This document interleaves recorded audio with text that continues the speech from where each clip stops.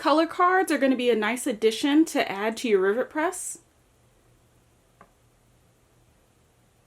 Any of the white lines that you see across any of the steps is just a reflection of my lighting.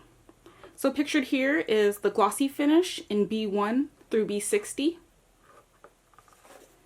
Another card that you can purchase is going to be the matte finish. So this is listed in B1 through B60. And color cards just help you find the perfect color that you're looking for to match your project. So if you lay the matte on top of the glossy, you could see the difference. And then you could see that B1 on glossy matches B1 on matte. B2 on glossy matches B2 on matte. And it'll really help you see the difference between the glossy version and the matte.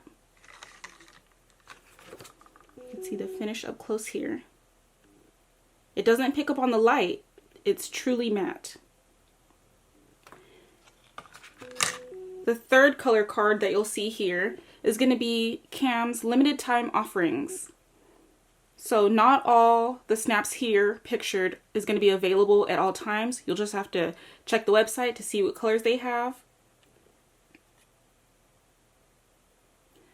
Again, so the color cards is just a nicety to have to help you match the perfect KAM snap with your perfect project.